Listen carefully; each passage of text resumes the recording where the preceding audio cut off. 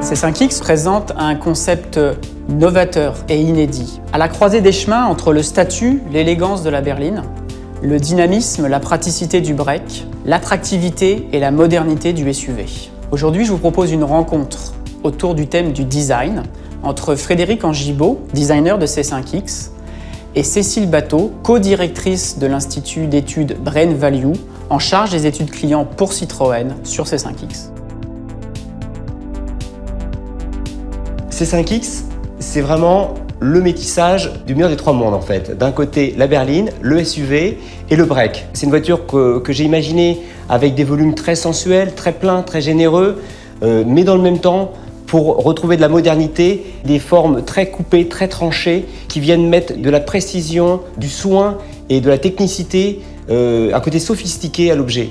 Oui, en fait, les personnes qu'on a interrogées, elles ont vu une vraie modernité, donc elles ont vraiment décrit C5X comme un objet innovant. Et en même temps, c'est pas une innovation, une modernité qui les déstabilise. C'est pas non plus quelque chose qui va trop loin.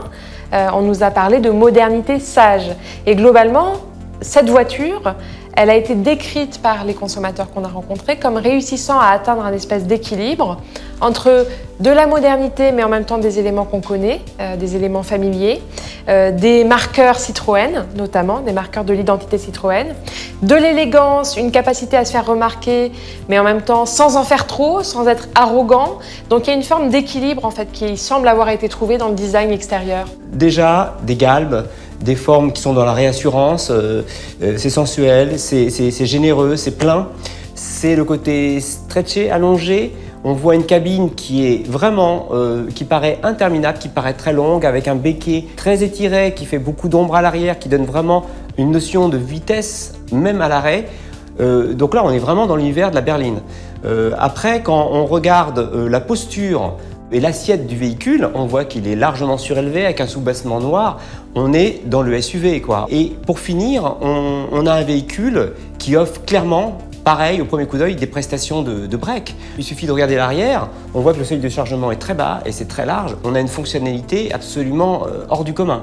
Ce souhait en fait qu'on retrouve chez les acheteurs d'avoir des objets polyvalents, hybrides, qui sortent un petit peu des codes et des cases préétablies, c'est aussi quelque chose qu'on voit nous dans beaucoup d'autres études que l'on conduit, dans beaucoup d'autres secteurs. Il va y avoir une vraie appétence pour la rencontre entre différents mondes, pour la rencontre entre le monde du luxe et le monde du streetwear en ce moment par exemple. Dans le secteur de la mode, il y a le développement de tout ce qui va être gender fluide ou genderless, la capacité de s'affranchir en fait des codes classiques de la mode masculine ou de la mode féminine et de réinventer autre chose. On peut aussi parler du succès qu'il y a dans les grandes villes pour tous les tiers-lieux, ces lieux qui regroupent à la fois du festif, du social, des espaces pour les enfants et les familles, des espaces pour les jeunes qui veulent sortir entre amis.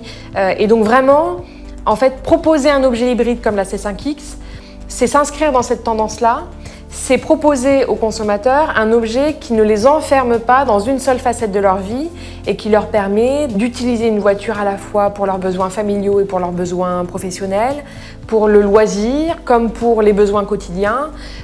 Donc c'est vraiment cette hybridation qui fait le succès en fait auprès de la clientèle qu'on a interrogée de cette voiture.